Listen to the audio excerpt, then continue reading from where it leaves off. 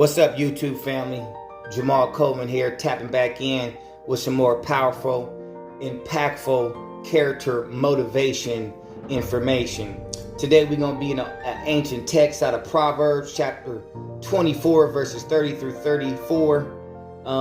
King David wrote this. This is some powerful principles that we can pull out of here and just allow this to be applicable to our life. If you've been liking what you hear, hit that subscribe button. Smash that like button, share the content with friends and family, post it on your Facebook. Just pass it around if you believe that this information can be beneficial to others as well. Verse 30 says, I passed by the field of a sluggard and by the vineyard of a man lacking sense.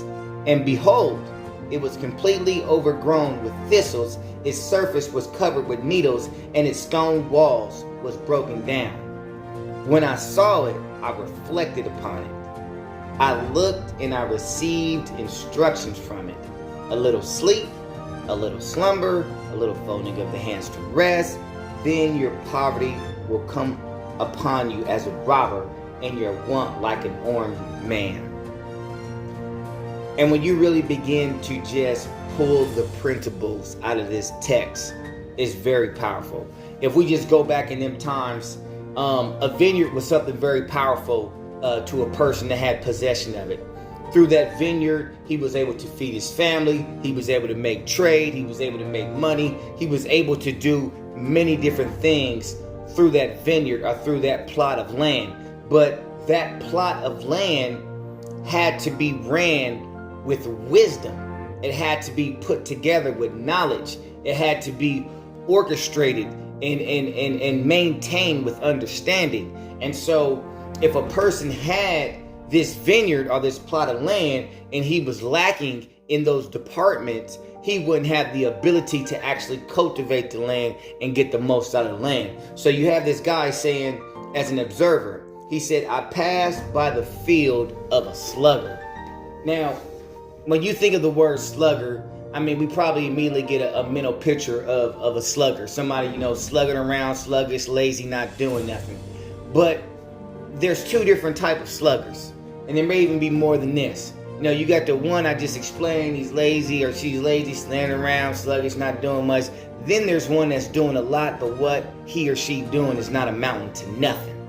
In other words, they're doing a lot, but there's no aim of what they're doing. There's no purpose for what they're doing. So even though they're doing a lot, they're not getting anything done that's meaning anything that's going in a certain direction. And so this observer is saying, I passed by the field of a sluggard and by the vineyard of a man lacking sense. Powerful right there. One of the highest things for all of us to do as we're going through life is to gain wisdom, knowledge, and understanding.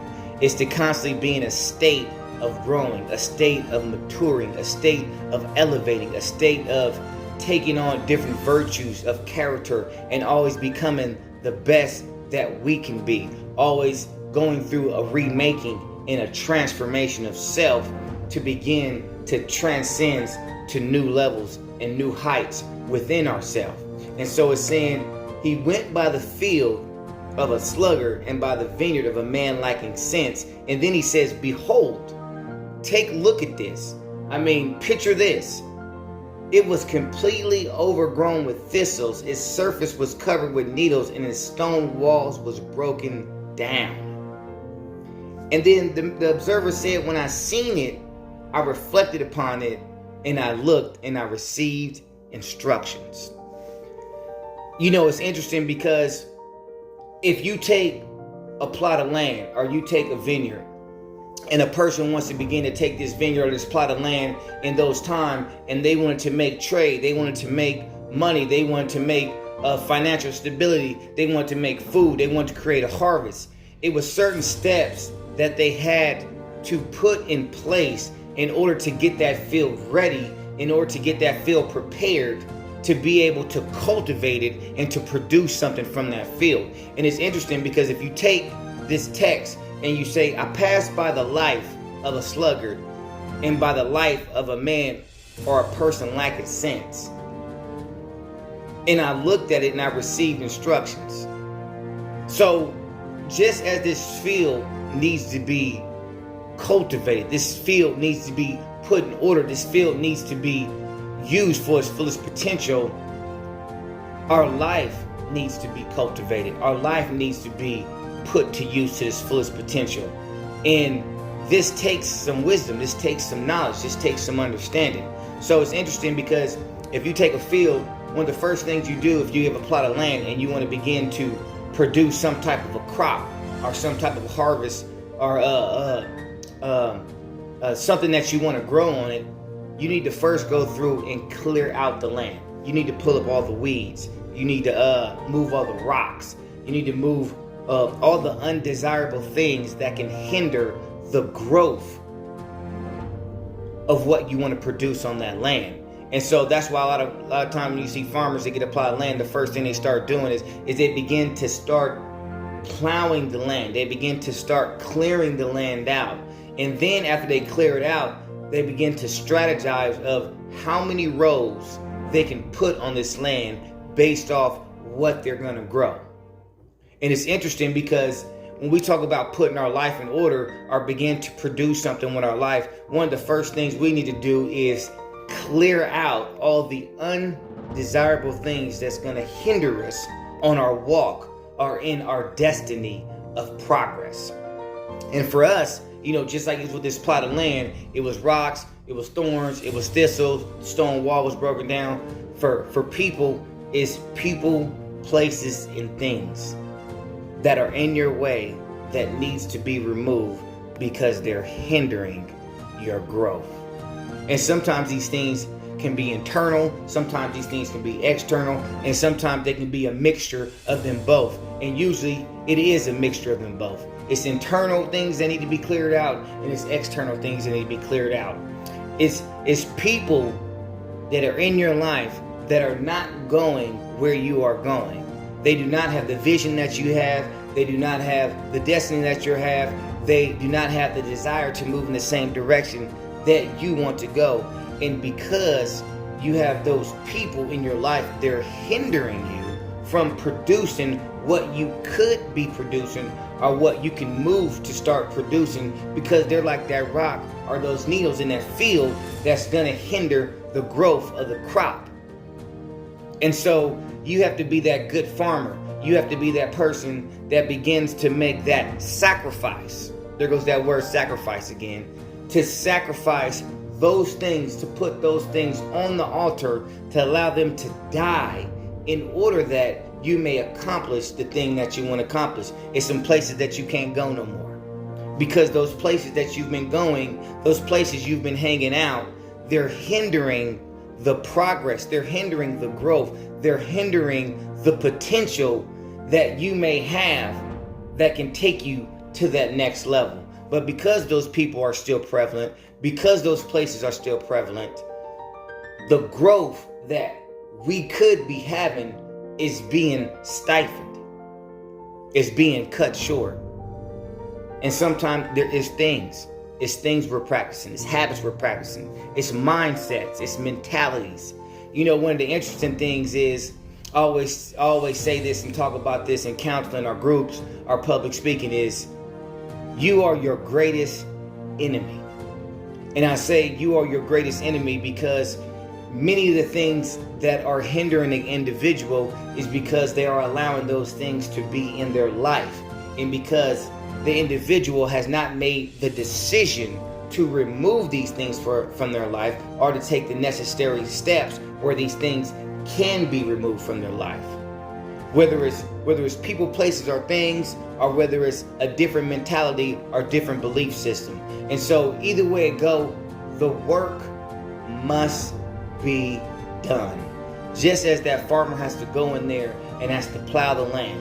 He has to take the rigorous time to plow the land, to remove the rocks, to remove the weed, to set the rows in order. That's the same work that must be done in the individual's life to begin to get some production out of their life.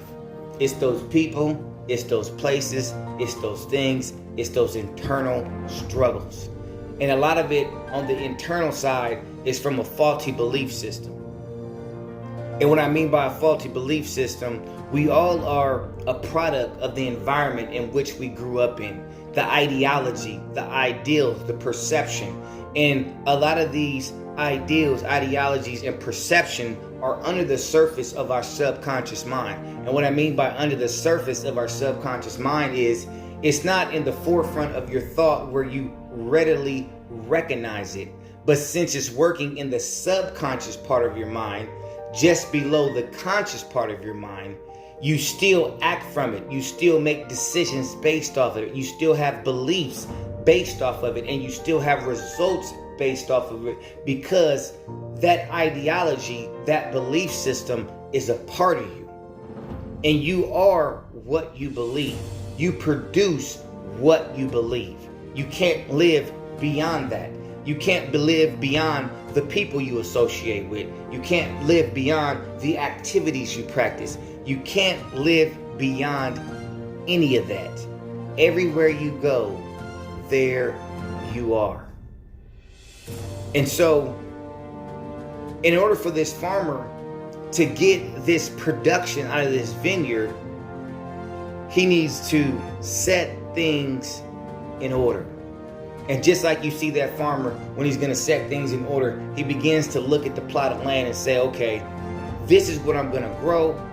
How many rows can I get on this plot of land to get the most production out of this field? And that's that planning, and that's that order, in order to accomplish what he wants to accomplish. And see, order is very powerful. Things have to have an order. Things have to be in orderly fashion. It's interesting because whenever you see a vending machine that's not working, what does it say? It says it's out of order. That means it's not functioning properly. Because it's not functioning properly, it's not able to give you what you want out of the machine. And it's the same thing with this field. The farmer has to put things in order so he can get the crop that he wants, and it produces in the fashion in which he wants it to. In other words, once he puts the field in order, he's placing an order upon the field. Based on the order that he's put on the field, is based on the production that he will get out of the field. And that's the same thing with your life. You want to place an order, a plan on your life. You want to set your life in alignment with that order, with that plan that you have, and then you want to execute the necessary steps in order to get out what you want to get out of your life. Success is not an accident. The destiny that you want to be is not an accident. You know, I said before, how can you end up somewhere where you don't want to be? You know, and I had found myself in that situation in one part of my life. I ended up in a place that I didn't want to be, and I wondered how I got there. Well, I had got there because instead of leading, instead of putting my life in order, instead of making strategic plans, I was living life aimlessly. I was being moved by every force of wind, of person, of circumstance. In other words, I was like a ship on the sea with no sail set for no direction. I was just being tossed by the waves. And so it would be no wonder that if I set up on a ship or a boat and I have no destination, no compass, no sails, no seas, I'm just being moved by the waves, that I would definitely end up a place where I didn't want to be. And that's a picture of many people's lives. Many people end up in places where they don't want to be and they don't know how they got there. Totally lost. And if you find yourself at that point, if you're at that point right now as you're listening to this, I want to let you know that it doesn't mean it's over. It just simply means that you need to figure out how you got somewhere you don't want to be, and then you need to make the necessary internal changes that would stop you from ending up in places and situations and things that you do not want to be. You know, the mind is a very powerful thing. A very powerful thing. The cognitive abilities that was given to us by God, our ability to think, our ability to strategize, our ability to imagine, our ability to plan, to put things together, to move in faith, to move in a lot of different directions, allows us to be very powerful beings. But here's the interesting thing to that. The same blessing and the same gift that we have in our ability with the minds that we were given can be the same thing that destroys us, because your mind has an operating process. What you put in your mind, whether it's negative or whether it's positive, your mind will actually build neural networks and pathways of thinking. So if you're constantly feeding your mind negative stuff, if you're constantly putting negative stuff in your mind and practicing these negative things begin to build neural pathways, which is neural networks, which is ways of thinking, and you begin to develop a mentality based upon that negative stuff that you have taken in. And because you have built a mentality based upon that, the only outcome is negative results. And see, your mind is going to make these connections, whether the information you're taking in is good or bad. And that's why it needs to be a conscious choice to take in positive, powerful, and might I suggest godly, biblical information to allow your mind to produce those powerful, impactful neural networks that takes you in a positive direction and not a negative direction. And so this observer, he was able to walk past this field and see that the person that had this field was lacking sense. And just how you can see in a lot of people's life in the direction that they ended up until that point, they are lacking sense. They are lacking wisdom. They are lacking direction. They are lacking in so many ways. But the point of this is to bring about the understanding and the knowledge to know how to get a production out of this field. And so you won't be the one that the observer goes by and say, I reflected upon it and I looked upon it, I received instructions, a little sleep, a little slumber, a little folding of the hands to rest, and then your poverty will come upon you as a robber and your need as an armed man.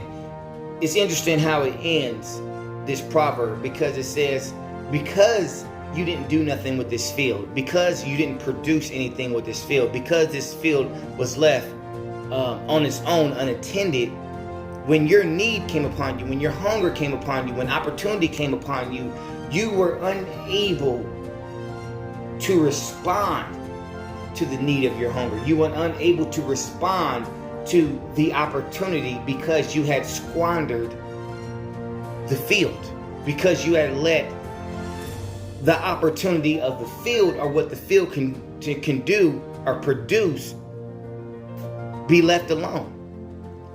And that's the same thing living a life aimlessly. That's the same thing living a life without any sense. It's the same thing not living a life actively, not getting the fullest production out of your life that you can. When opportunity presents itself, because you haven't been in preparation, you are unable to respond to the opportunity because the preparation wasn't there. When preparation meets opportunity, it equals success. That means you can always be in a state of preparation even though you don't know what you're preparing for. Because there's certain aspects of your preparation that you can do, which is just simply character development, that will always put you into place of opportunity. And it'll always allow you to seize the opportunity, because it's a mindset of constant growth. It's a mindset of being ready and looking for the opportunity for growth and virtue.